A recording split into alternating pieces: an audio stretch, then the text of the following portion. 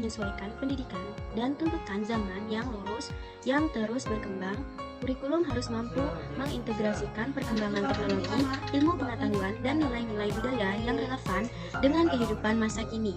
Yang kedua, itu meningkatkan kualitas pembelajaran. Pembelajaran kurikulum bertujuan untuk meningkatkan kualitas pembelajaran dengan menghadirkan metode pembelajaran yang lebih efektif, inovatif, dan interaktif. Kurikulum yang diperbaharui juga dapat mendorong pembelajaran berbasis keterampilan atau skill-based learning untuk mempersiapkan peserta didik menghadapi tantangan masa depan. Yang ketiga, mengakomodasi kebutuhan peserta didik. Setiap peserta didik memiliki keunikan dan kebutuhan yang berbeda. Kurikulum yang disesuaikan dengan keberagaman siswa dapat memberikan kesempatan yang sama bagi setiap individu untuk berkembang sesuai potensinya. Yang keempat, mengoptimalkan pemanfaatan sumber daya. Pembaruan kurikulum juga dapat mengoptimalkan pemanfaatan sumber daya pendidikan seperti buku, teks, perangkat teknologi, dan fasilitas yang ada. Dengan kurikulum yang relevan, sumber daya dapat digunakan secara lebih efisien. Yang selanjutnya itu mengosong perubahan global. Perubahan kurikulum juga harus mempertimbangkan perkembangan global termasuk perubahan dalam ekonomi, politik, dan sosial. Kurikulum yang disesuaikan dapat membantu menghadapi tantangan global dan mempersiapkan generasi mendatang untuk berperan aktif dalam lingkungan yang lebih luas. Model pembelajaran yang digunakan di kurikulum 2004 atau kurikulum berbasis kompetensi KBK ada 6 antara lain. Yang pertama itu pembelajaran berbasis kompetensi.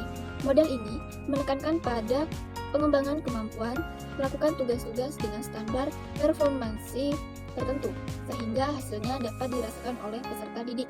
Yang kedua, pendekatan kontekstual teaching and learning (CTL).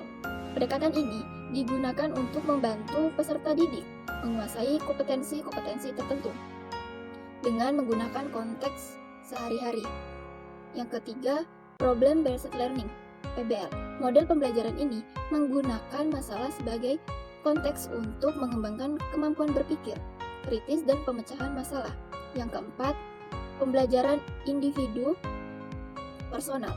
Model ini memungkinkan peserta didik untuk belajar secara mandiri dan menyesuaikan kecepatan belajar mereka sendiri.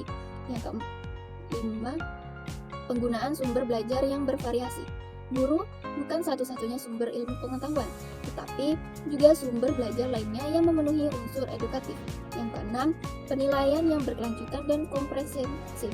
Penilaian tidak hanya pada hasil belajar, tetapi juga proses belajar dalam upaya penguasaan atau pencapaian suatu kompetensi.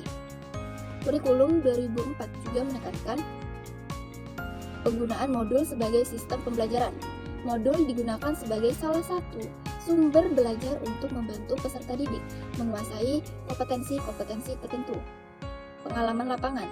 Pengalaman lapangan digunakan untuk membantu peserta didik mengembangkan kemampuan berpikir kritis dan pemecahan masalah. Belajar tuntas. Belajar tuntas digunakan untuk mahasiswa bahwa peserta didik telah menguasai kompetensi-kompetensi tertentu sebelum melanjutkan ke tingkat berikutnya.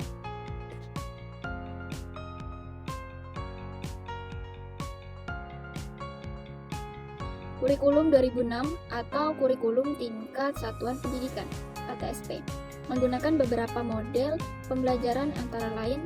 Yang pertama itu pembelajaran berbasis kompetensi. Model ini menekankan pada pengembangan kemampuan, melakukan tugas-tugas dengan standar performansi tertentu. Yang kedua, pendidikan karakter. KTSP juga menekankan pentingnya pendidikan karakter dalam proses pembelajaran untuk membentuk siswa menjadi individu yang berintegrasi, bertanggung jawab, dan memiliki nilai-nilai moral yang kuat. Yang ketiga, pengembangan kurikulum berbasis satuan pendidikan. Model ini memberikan kesempatan kepada satuan pendidikan untuk mengembangkan kurikulum yang sesuai dengan kebutuhan dan kondisi sekolah. Beberapa prinsip yang digunakan dalam KTSP adalah: yang pertama, belajar untuk beriman dan bertakwa pada Tuhan Yang Maha Esa. Yang kedua, belajar untuk memahami dan menghayati. Yang ketiga, belajar untuk mampu melaksanakan dan berbuat secara efektif. Yang keempat, belajar untuk hidup bersama dan berguna untuk orang lain. KTSP juga memberikan kesempatan kepada sekolah untuk mengembangkan kurikulum yang sesuai dengan kebutuhan dan kondisi sekolah. dengan mengacu pada standar nasional pendidikan yang telah ditetapkan.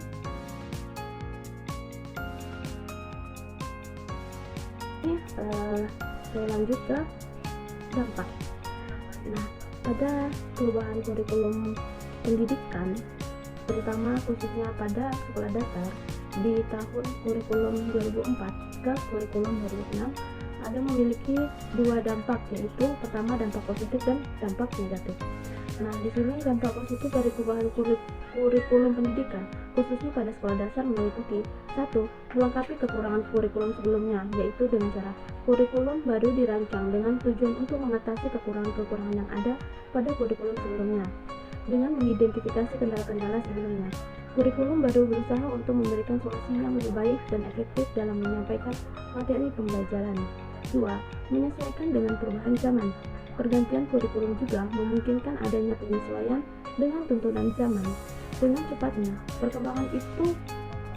perkembangan ilmu, pengetahuan dan teknologi, kurikulum baru dapat merespons semua kebutuhan masyarakat dan dunia kerja yang terus berkembang. Lanjut untuk ke dampak negatif dari perubahan kurikulum pendidikan khususnya pada sekolah dasar meliputi, yaitu 1. Tidak tercapainya target pendidikan awal.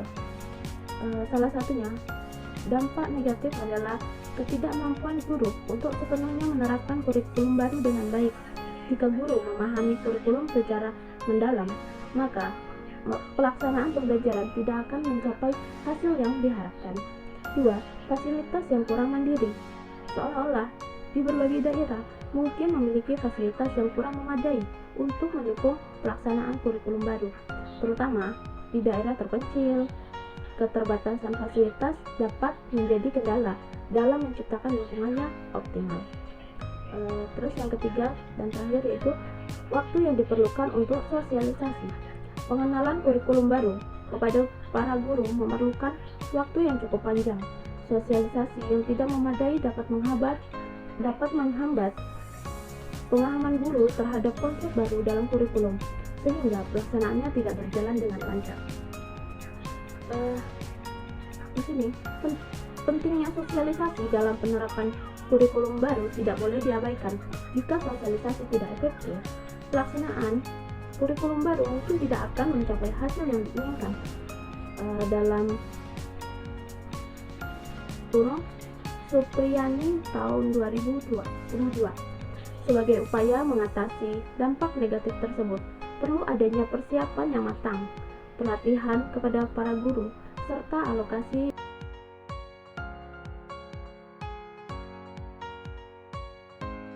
Nah, agar perubahan kurikulum seperti dari kurikulum 2004 ke 2006 dapat berjalan efektif, pemerintah perlu memastikan adanya pelatihan yang memadai bagi guru, disertai panduan teknis yang jelas dan mudah difahami.